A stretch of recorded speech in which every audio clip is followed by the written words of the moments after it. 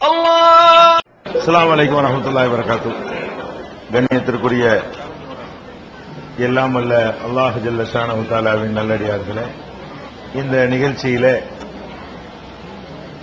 மார்க்கம் தொடர்பான கேள்விகளை கேட்டு பயனடைவதற்காக நாம் எல்லாம் இங்கே குழுமி இருக்கிறோம். சில அடிப்படையான செய்திகளை நீங்கள் ஆழமாக உங்கள் உள்ளத்திலே இருத்திக் கொள்ள வேண்டும் என்பதற்காக இந்த செய்திகளை உங்களுடைய கவனத்திற்கு கொண்டு வருகிறோம். முதலாவதாக, எந்த ஒரு காரியத்தையும் அதை இஸ்லாமிய முத்திரை குத்த வேண்டுமானால்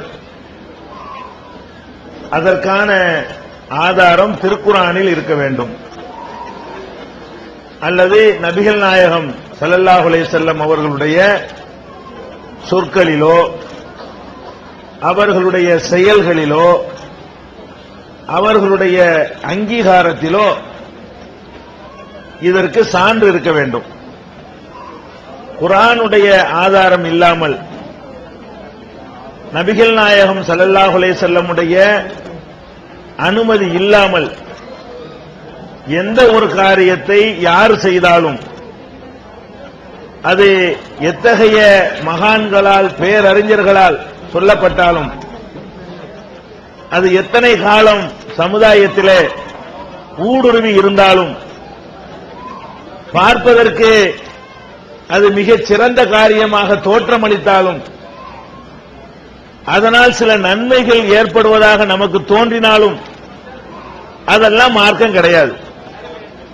மார்க்கம் என்று ஒன்றை சொல்வதாக இருந்தால் அல்லாஹ்வுடைய வேதத்தில் இருக்கிறதா, அல்லது நபிகள் நாயகம் ஸல்லல்லாஹு அலைஹி வஸல்லம் அவர்கள் சொன்னார்களா, இவ்வளவுதான் மார்க்கத்தினுடைய அடிப்படையாக இருக்க வேண்டும். திருமறை குர்ஆனிலே அல்லாஹ் ரப்பல் ஆலமீன் மார்க்கத்திற்கு இந்த ரெண்டு தான் அடிப்படை என்பதை பல இடங்களிலே தெள்ளத் தெளிவாக வலியுறுத்தி சொல்கிறார். அத்தீஉல்லாஹ வ அத்தீஉர் ரசூல், அல்லாஹ்வுக்கு கட்டுப்படுங்கள், இந்த ரசூலுக்கு தூதருக்கு கட்டுப்படுங்கள். இந்த கருத்துப்பட ஏராளமான வசனங்கள் திருக்குர்ஆனில் நீங்கள் பார்க்கலாம். மா கான லி மூமினின் வலா மூமினத்தின், இறைவனை நம்புகின்ற ஆண்களாக இருந்தாலும் பெண்களாக இருந்தாலும், இதா கல்லல்லாஹு வ ரசூலுஹு அம்ரா, அல்லாஹ்வும் அவனுடைய தூதரும் ஒரு காரியத்தை பற்றி முடிவு செய்யும் பொழுது, ஐயகூன லஹுமுல் ஹியரா, அவங்களுக்கு சுய விருப்பம் கொள்ளுகிற அதிகாரம் இல்லை.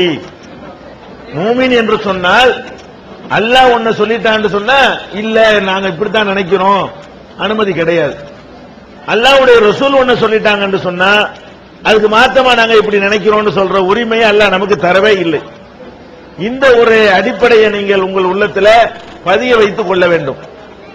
நீங்கள் கேட்கிற கேள்விகளுக்கு நாங்கள் பதில் அளிக்கும் பொழுது குர்ஆன் ஆதாரம் இல்லாம எங்க இஷ்டத்துக்கு சொன்னோம் என்றால், நபிகள் நாயகம் ஸல்லல்லாஹு அலைஹி வஸல்லமுடைய வழிகாட்டுதலை ஆதாரமா காட்டாம நாங்களா இஷ்டமாக ஒன்றை சொன்னோம் என்றால் அதை நீங்க ஏற்றுக்கொள்ள கூடாது. யார் சொன்னாலும் நீங்க ஏற்றுக்கொள்ள கூடாது, அதுக்கு அனுமதி கிடையாது.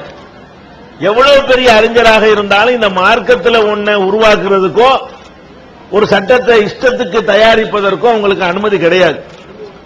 மார்க்க அறிஞர்களுக்கு உள்ள அனுமதி என்ன? இருக்கிறதை எடுத்து சொல்ற அனுமதி தான். இந்த இருக்கு குர்ஆன்ல உண்டாக்குற அனுமதி கிடையாது. மார்க்க அறிஞர்களுக்கு என்ன அனுமதி இருக்குன்னு கேட்டா, இந்த அருக்கு செய்யலாம், இந்த அருக்கு ஆயத்து, இது செய்யக்கூடாது, இந்த அருக்கு ஹதீஸ் என்று சொல்லணுமே தவிர நாங்களா உண்டாக்கி சொல்ற அதிகாரம் இருக்குதா? யாருக்குமே கிடையாது. அப்ப இந்த ஒரு அடிப்படையை நீங்கள் புரிந்து கொள்ள வேண்டும். இன்னும் சொல்ல போனால், நபிகள் நாயகம் ஸல்லல்லாஹு அலைஹி வஸல்லம் அவங்களுக்கு கூட அல்லாஹ்விடம் இருந்து வஹி இல்லாம சொந்தமா சில நேரங்களில் சில சொல்லி இருக்கிறாங்க.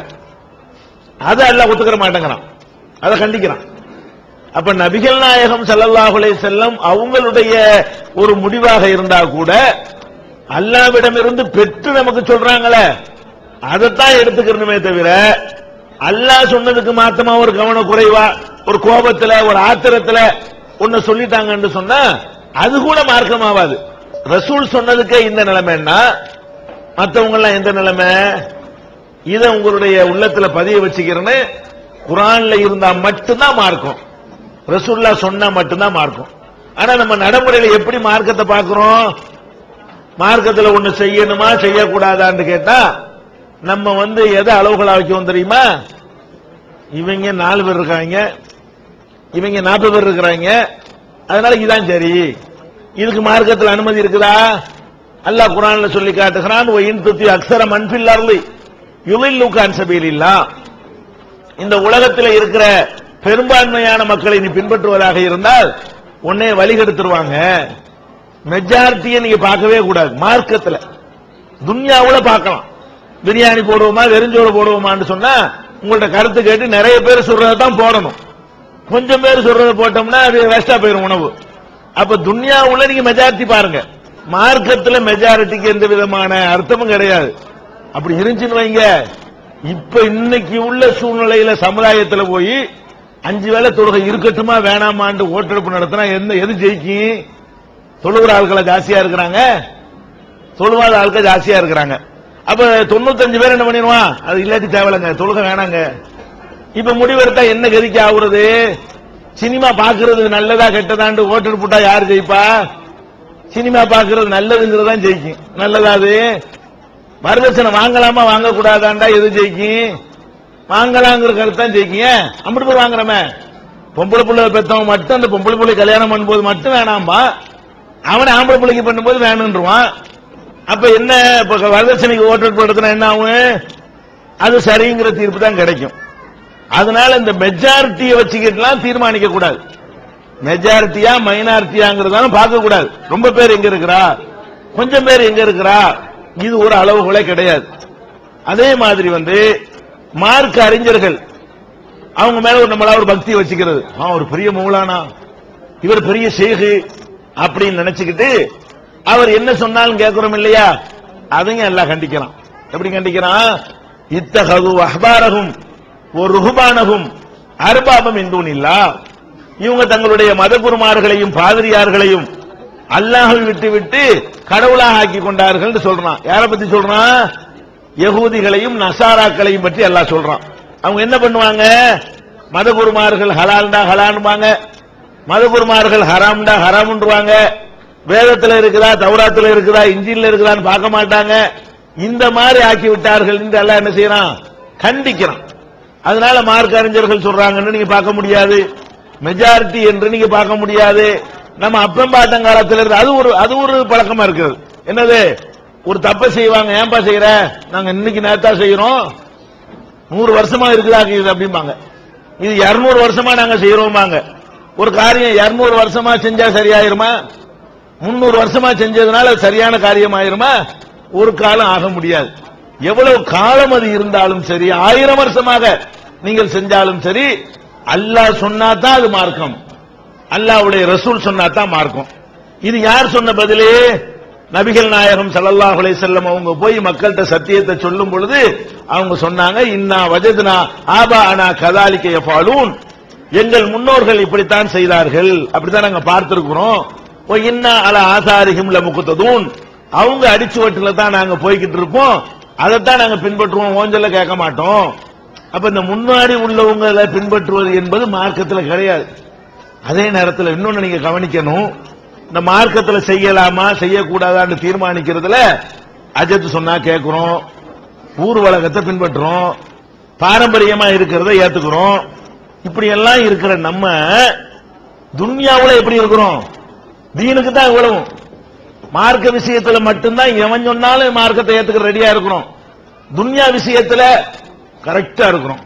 எங்க அப்பங்காலத்துல எல்லாம் இந்த மாதிரி மண்டபம்லாம் கிடையாது, குடிசையில தான் இருந்தோம். நாங்களும் குடிசையில் இருப்போம் யாராவது சொல்றீங்களா? அதுலயும் அப்ப பாட்டனை பின்பற்ற வேண்டியதானே? அதுல மட்டும் வசதியா கேர்ஃபுல்லா இருப்பாங்க. இந்த காலத்துல கிடைக்கிறது எல்லாம் நல்லா அழகா யூஸ் பண்ணிக்கிறீங்க. துன்யாவுடைய மதிப்பை நீங்க வழங்கி வச்சிருக்கீங்க. துன்யா விடுங்க, ஒரு கத்தரிக்காய் வாங்க போறீங்க, எப்படி வாங்குவீங்க? இப்படி உருட்டி இப்படி பரட்டி, காக்கில கத்தரிக்காய்க்கு 1/2 மணி நேரத்தை செலவழிச்சு அது இருக்கா இது இருக்கா, காருமா கசக்குமா, வேவுமா வேவாதா, பூச்சி இருக்கா புழு இருக்கா, பழைய கத்திரிக்காய் புதுசா இப்படி எவ்வளவு கேள்வி கேட்கறீங்க. அப்ப துன்யாவுல ஒரு 1/4 கிலோ கத்திரிக்காய் வாங்கும் பொழுது என்ன செய்றீங்க, பூச்சி கத்திரிக்காய் வச்சிருக்கணும். பெரிய அஜரத்து போய் தாடி வச்சுக்கிட்டு வந்து இந்த பூச்சி கத்திரிக்காய் சாப்பிடுங்க நல்லா இருக்குங்கிறாரு.